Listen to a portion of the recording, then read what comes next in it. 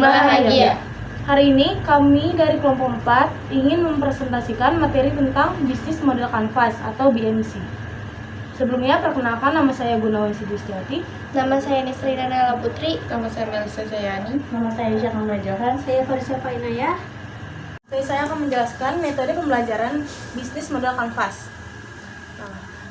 Sebelumnya saya akan menjelaskan dulu nih tujuan materi dari bisnis model kanvas. Yang pertama itu mengetahui dan memahami arti penting model bisnis bagi suatu organisasi.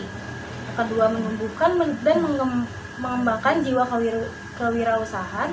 Yang ketiga, mampu secara cerdas menciptakan value atau memtransformasikan organisasi. Yang keempat, mampu memformulasikan model bisnis baru, mengevaluasi existing bisnis model, mentransformasikan model bisnis. Lalu kita lanjut ke tahapan pengajaran BMC. Ada 3. Yang pertama teori, yang kedua contoh soal, yang ketiga studi kasus. Nah, kita lanjut ke teori bisnis model kanvas. Teori bisnis model kanvas memiliki beberapa tahapan. Yang pertama itu teori secara umum, yang kedua tahapan bisnis model kanvas, yang ketiga pembuatan bisnis model kanvas, dan yang terakhir kanvas. Lalu bisnis model kanvas itu sebuah tool yang dapat menggambarkan strategi bisnis yang memungkinkan kita untuk menggambarkan, mendesain, kemudian mengerucutkan beberapa aspek bisnis menjadi satu strategi bisnis yang utuh. Lalu, apa sih BMC itu?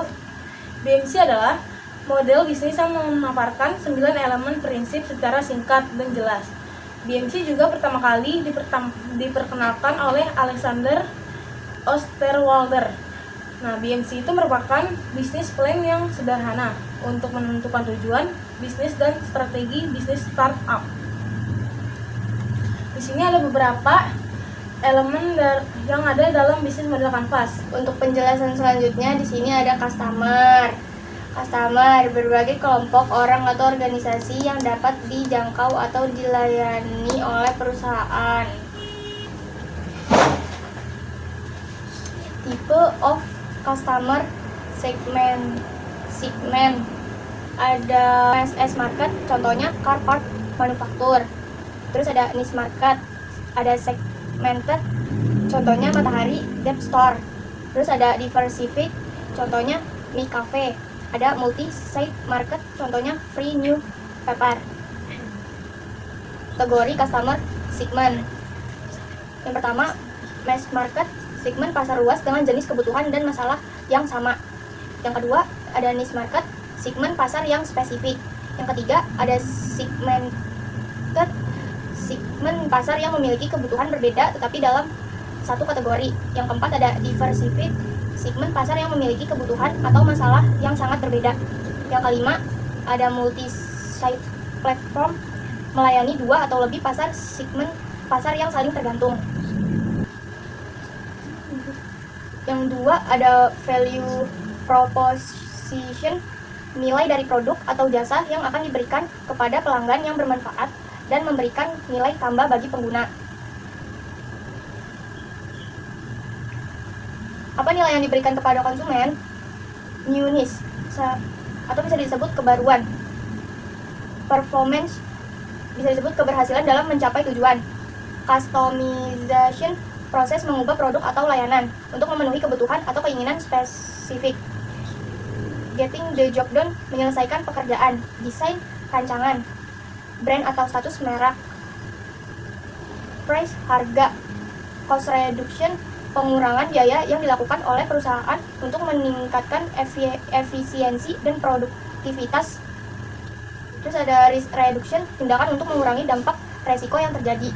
Terus ada accessibility, akses atau jangkauan. Yang terakhir, convenience atau usability, kenyamanan.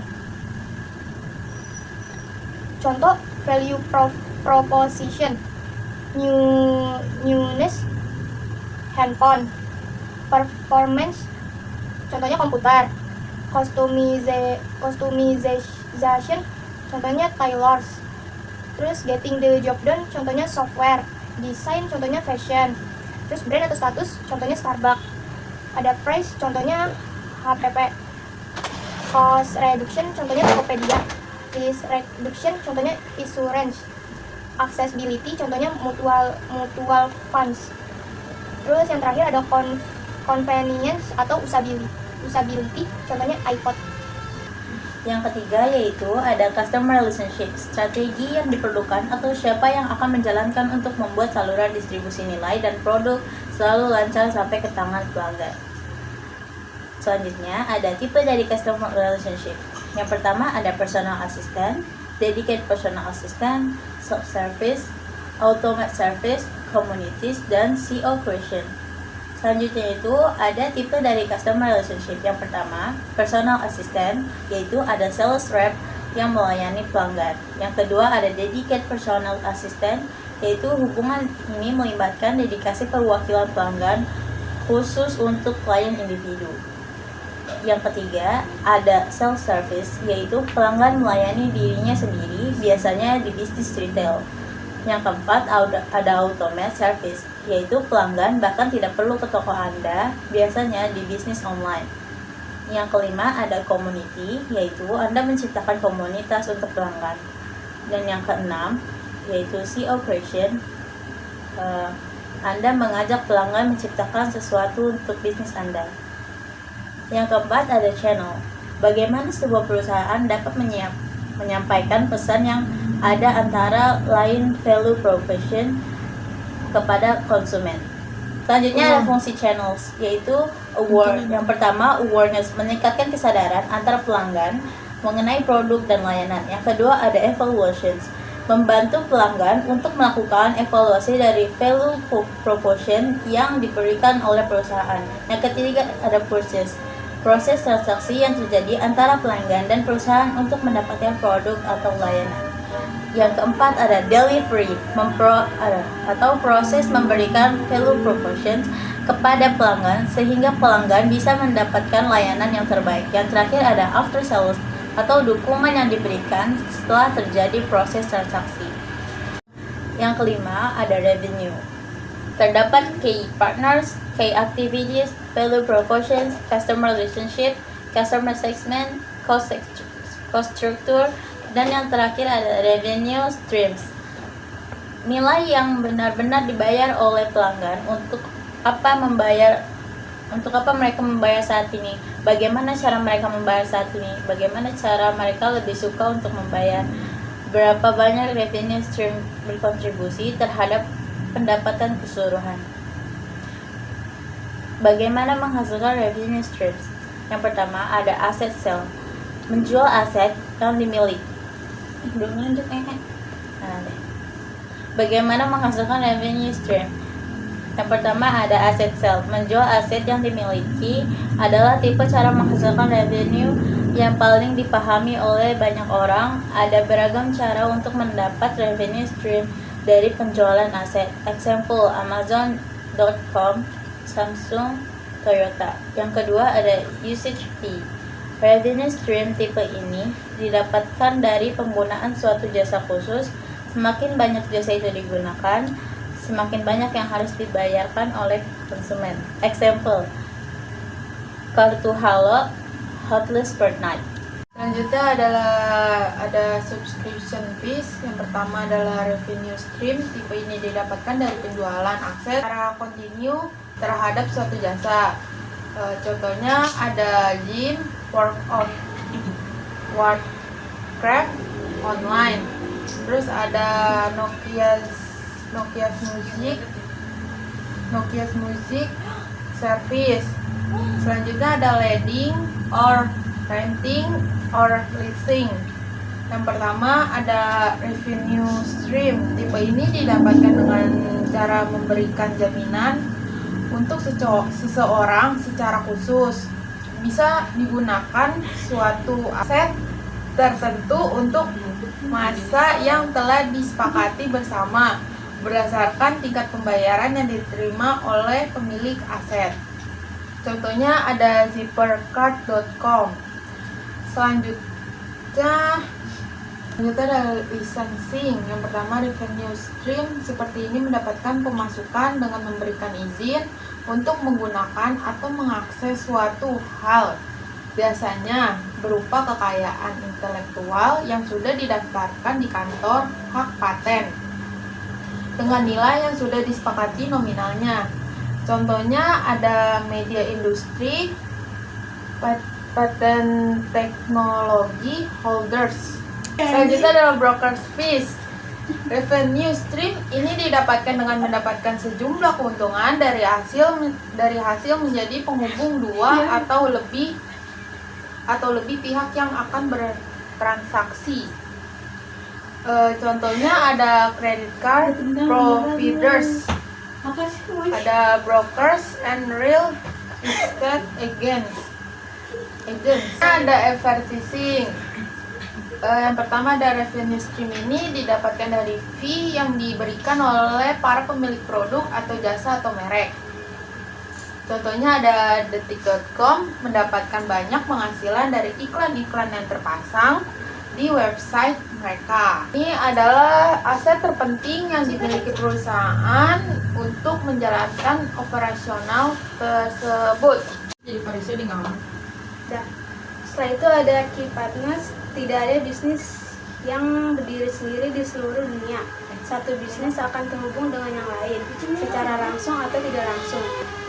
Ada 4 jenis kemitraan yang ada pada key nexus. 1. Aliansi strategis antara non-pesaing. 2. Kompetisi kemitraan strategis antara pesaing. 3. Usaha patungan untuk mengembangkan bisnis baru. 4. Hubungan pembeli pemasok atau memastikan pasukan yang handal. 9. Ada cost. Tidak mungkin Anda bisa menjalankan bisnis tanpa biaya apapun. Ada key partners, key activists, value proposition, customer relationship, key resource, channel, revenue stream, dan cost structure. Dan tipe-tipe cost struktur yaitu memfokuskan diri pada cara untuk meminimalkan biaya sejauh mana dia bisa bertujuan untuk menekankan biaya serendah mungkin dengan menggunakan harga rendah sebagai value proposition yang ditawarkan pada pengguna atau pelanggan mereka. Pendekatan ini menawarkan proses otomatis yang maksimal serta penggunaan outsourcing secara ekstensif. Dan value driven yaitu tipe ini tidak akan mungkin menggunakan low price sebagai bagian dari value proposition mereka. Menciptakan suatu produk dengan fokus pada premium value proposition serta model service personal tingkat tinggi dengan menawarkan fitur-fitur khusus pada market mereka. Untuk tipe business model yaitu onboarding business model, long tail business model, multi-site platform business model, free business model, dan open business model.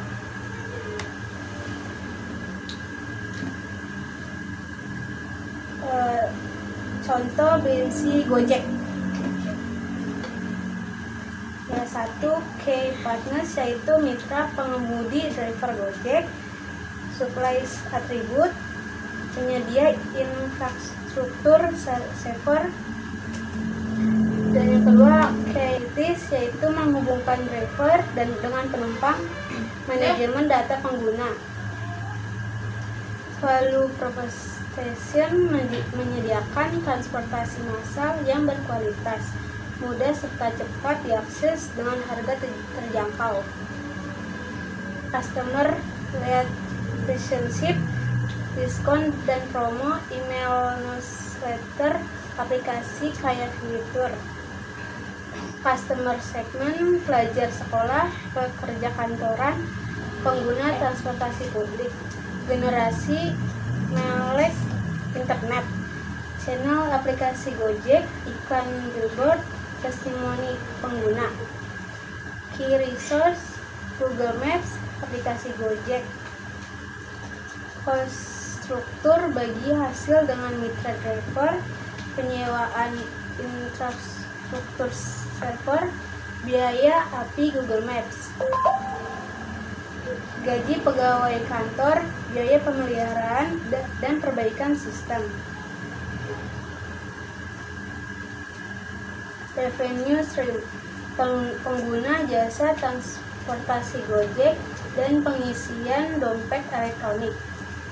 Terakhir, tabel alur bensin. Pertama, customer segment. Kedua, value proposition. Ketiga, customer relationship. 4, channels. 5, revenue stream. 6, key resource.